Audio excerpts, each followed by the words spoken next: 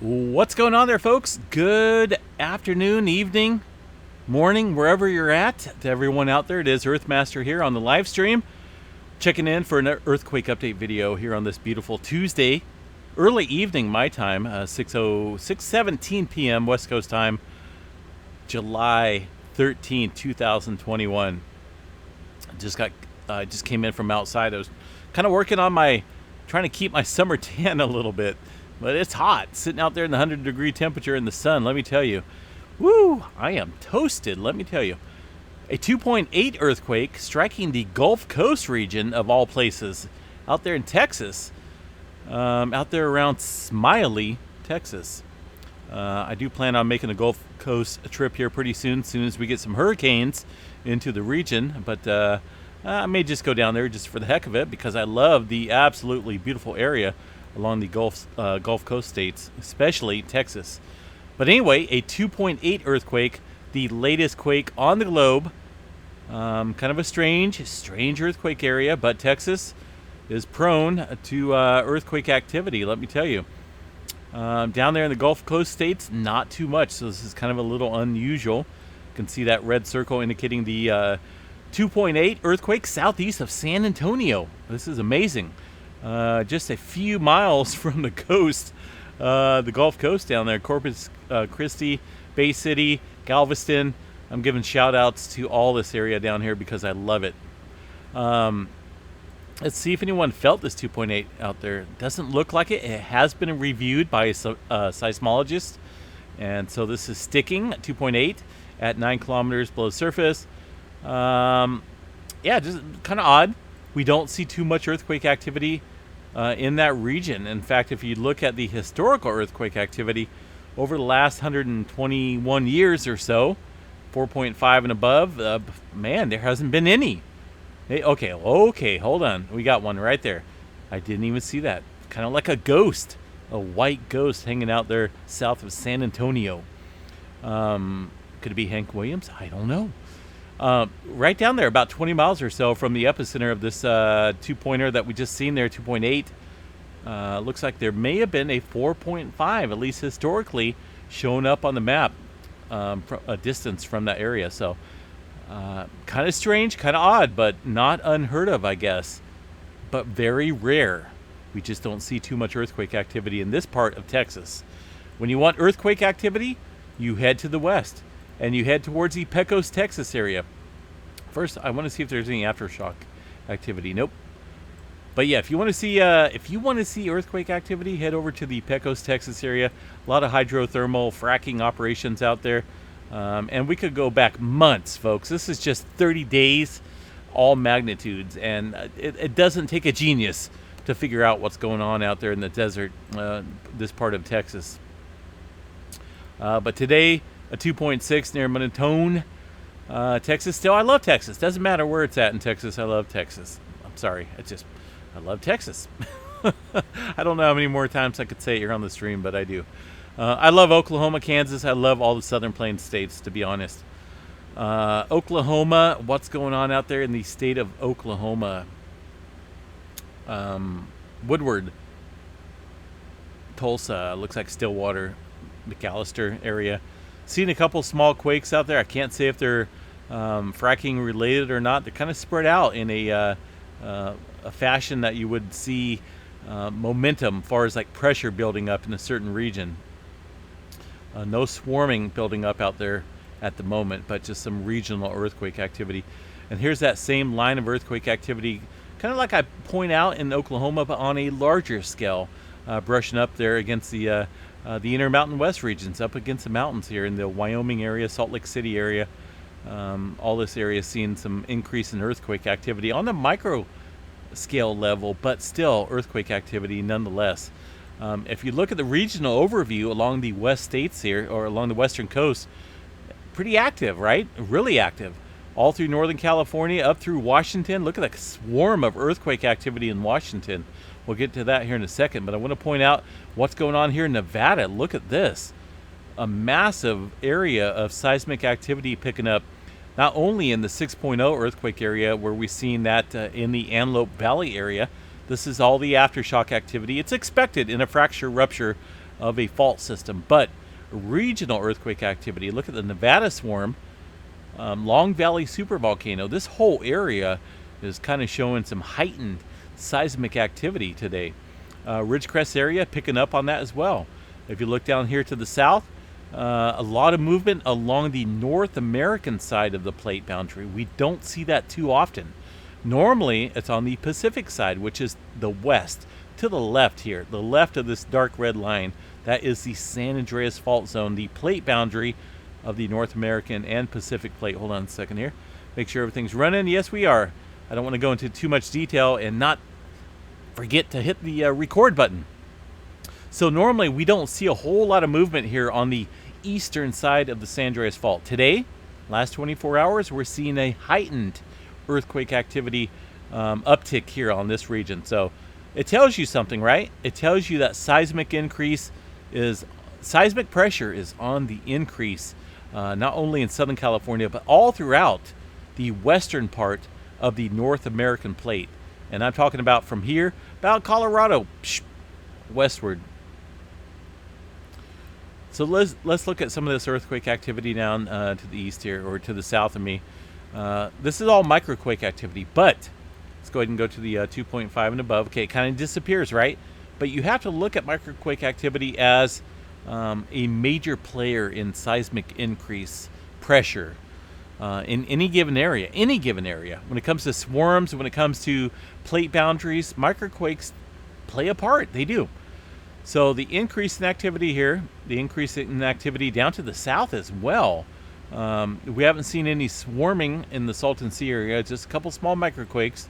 And down here south of the border, San Jacinto Fault area, areas to the east of the San Andreas Fault, up along the San Gorgano. Hold on a second here. See if I can get this to pop up here. San Gorgonio Mountain Fault, but I did see the San Andreas Fault Zone, San Bernardino Mountain section, Mill Creek Fault. Either way, this section right here is a major player when it comes to building up some tectonic stress, especially southern area, folks. I'm talking about basically from Palmdale south is the big picture when it comes to producing a megaquake in Southern California. That's going to be a big spot here in the future. My lifetime, your lifetime, who knows? I'm not going to predict it. No one could predict it. But we're looking at seismic increase on both sides of the southern part of the San Andreas Fault. That should tell you something. Let's go ahead and move up here to the north. Some movement along the... this here is kind of weird because it's in the San Joaquin Valley. Not a whole lot of plate tectonic plates or plate... fault systems. There we go. Fault systems in the San Joaquin Valley. This is an automatic review, so this could get deleted. Could be a phantom earthquake. Because there is a lot of heightened earthquake activity up here to the northeast of where this earthquake just struck down here in Merced. But I believe it's a phantom earthquake because it's set on automatic as far as preliminary data goes. But there is a tremendous amount of aftershock activity today. Looking at 81 earthquakes within the Antelope Valley area of a few days ago, that 6.1 that struck in that region. Some movement along the San Andreas Fault system there and along the creeping section, right, of the San Andreas Fault. Diablo Range, the mountain range up there, produced by the interaction of the North American and the Pacific plate over here. Beautiful mountain zones, but man, are they deadly. Moving up here to the north, some movement around the Mount Lassen area and Mount Shasta, about 10 miles or so from each peak, 2.2 near McLeod and a 1.7 near Mineral. Nothing showing up seismically at the peaks of the volcanoes.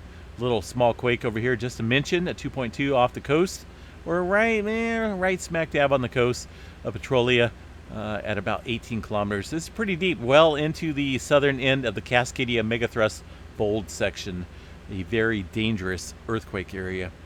As we shoot our way up to the Rogue Valley, some explosions, or at least one explosion up there near the Rogue River. Not for sure what's going on. Maybe they're looking for gold. A little bit of earthquake activity southeast of Eugene as well, up into the Cascade Range near Unity, Oregon. beautiful area, and also some movement around Mount St. Helens.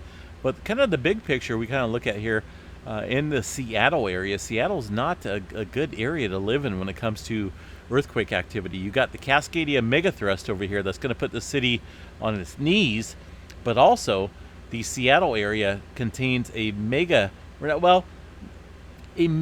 fault system called the Seattle Fault. Now, this system alone is very capable of producing an upper 6.0 magnitude quake. With an upper 6.0 magnitude quake in the area of Seattle, right underneath the area of Seattle, this quake could be more dangerous, or this fault system could be more dangerous than the Cascadia area when it comes to shaking. But there is some movement around the Seattle area. You can see about 10 earthquakes or so. And this is kind of interesting here. You can see the depth of these quakes ranging right around 30 kilometers or so. 25, 24, 29 kilometers. A bunch of microquakes taking place in this area east of Seattle. It looks like in and around the Seattle fault zone. So just a heads up there around the city of Seattle. Be on guard. As we move inland into the Intermountain West region, Idaho is seeing a little bit of earthquake activity ramping up, with the largest, a 3.0, on the northern end of the Sawtooth Fault system. Another area that's capable of producing a significant size earthquake in the Sawtooth Fault area. 6.0 or greater is very possible in this region as far as historical earthquake activity goes. There's that line of earthquake activity through Montana stretching down into parts of Wyoming, into Idaho as well. Not a whole lot of movement into the Yellowstone area, according to the USGS. We can check out the Yellowstone seismograph stations here, and that pretty much verifies what the USGS is stating. We don't see a whole lot of movement here at Yellowstone National Park. There is a specific microquake right there, and it looks like a couple smaller quakes peaking around the area. But overall, folks, very quiet. No major swarming taking place there at Yellowstone National Park. No magma movement. No impending doom there for us on planet Earth. Let's go ahead and check out what else we got here, folks. Guatemala, and let's see here. There was a 4.6 off the coast of Guatemala, 49 kilometers into the Middle America Trench, and also a little bit more shallower quake, 34 kilometers for that 4.1, striking well south of that 4.6. As we make our way down to the South America region, quite an increase in activity compared to yesterday. Quite a few four-pointers kicking off near the Chile area, and well inland and well down dip of the Peru-Chile Trench. This is down dip, downstream, if you will. Point an arrow down underneath the surface, right, kind of where these mountains are building up. That's a very heightened earthquake activity, very sensitive area for seismic buildup. Seeing some deep movement down to 220 kilometers below the surface for that for those cluster of fours. Over here around Fiji, of course, what happens around Fiji? We see a deep movement, 484 kilometers for that 4.5, right in that zone. This little horseshoe zone is the major player when it comes to the start of it all, I think. The start of plate tectonics, believe it or not. This is where all the deep earthquake movement happens. A little bit of movement at the surface of 5.4 near the Loyalty Islands. A lot more shallower, I should say, at 10 kilometers. As we work our way up towards the Indonesia area, quite a few fours. A little cluster of quakes near Taiwan as well, kind of watching this region. Just it looks like just offshore here, 5.2, 4.7. Quite a few fours there. I don't believe these are aftershocks, but it's something to pay attention to when you see a pretty significant cluster of quakes just off the land into the Taiwan area. This area very capable of producing significant quakes as well, with the plate dynamic structure that sits here in this bend of the plate area. Movement over to Afghanistan region, a little bit of quake activity over there as well. We did see, let's see, what's that, 5.0 near the, what do we got? Across the lake from Kuwait? Where'd the other earthquake activity go? Right here. Here we go. Deep movement. 191 kilometers way down there in Afghanistan. We did see another deep movement, very deep. Check this out. Just off the coast of Italy, 468 kilometers deep. I want to check this just to make sure they reviewed this. Because that is, oh, there we go. Yeah, it's been reviewed. See that? Reviewed status. This is just unbelievable. I mean, it's not an area well, it sees seismic activity, there's no doubt. But when it comes to deep movement like this, that's look at right here. Here we go. Earthquake since about 1900 or so. So I guess there's definitely been quite a bit of deep movement out here, historically, since about 1900 or so. So it wow, another major player in some pretty deep movement here on the planet when it comes to plate tectonics. Whew. Puerto Rico area. What do we got? Low cluster of quakes right in that same area. Same area, folks. Roughly about the same depth as well. Just a bunch of twos kicking off there in the Puerto Rico area. What do we got here in the tremor map, folks? I got to jump off here and get my barbecue going. There we go. Check this out. Here we go. So this right here can kind of explain the activity that we've seen going on around the Seattle area, 25, 30 kilometers or so down dip, downstream. Okay? And I believe it's absolutely believe that it's Cascadia related. So we're looking at some tremor to the north. A lot of tremor, actually, about 47 epicenters northwest of Seattle, which is tremor, right? Tremor is unlike earthquakes, but they do give the magnitudes here. Looking about 1.7 magnitude, all ones and whatnot. These are the energy releases, kind of like vibrations, but it is causing the pressure up here along the Cascadia is causing dippage, slippage, I should say, or dippage, whichever one you want to look at. If you can picture this in your mind, the Juan de Fuca plate here being subducted underneath the North American plate in this dynamic area of plate tectonics here, and is producing some other surface, or not surface quakes, but a little bit more shallower quakes than these tremors are producing over here to the south and to the east of Seattle. So this kind of explains that movement over there in the Seattle area, the quakes that are taking place there on this map on the microquake range. So a lot of movement here up to the north of the Juan de Fuca plate. So pay attention. Definitely a lot of movement on the entire West Coast, on the entire North American plate, when you look at the bigger picture here of all these quakes taking place. All right, folks, I'm going to jump off here. Have a beautiful night. Just FYI, I'm sending out decals left and right, folks. If you have not gotten a decal yet, you probably will within the next couple days. I sent out a massive amount of them today and a couple days ago, and I'm waiting on a new batch of decals to come in the mail so I can mail them off to people that have been requesting them. I've gotten kind of an overwhelming response of requests for decals, and with a new batch coming on the way, we're still giving them out. So if you want some, I don't mind the extra work. I'm willing to give them out for free. I sent out a bunch to the AE, the Armed Forces, Palua, Canada, quite a few decals sent out internationally. So it doesn't matter where you're at. I'm willing to send them out. So you're welcome to have them, and you're welcome to display them wherever you want. They're weather resistant, I should say. So you can put them in the sun, the rain. They don't fade. They're pretty nice looking decals. Earthmaster Mail is my email to get your free decals. So if you're watching this update video or the live stream and you haven't requested them yet, send your request to earthmastermail@gmail.com, and I will promise I will get you some out. I've already sent out a massive amount today and a few days ago, and I'm waiting on my next batch of decals to come in to send out some more. So hang tight, sit tight. If you haven't got yours yet, they are coming. Have a good night, folks. We'll chat to you a little bit later. Stay safe out there, and as always, have an earthquake plan. Peace out.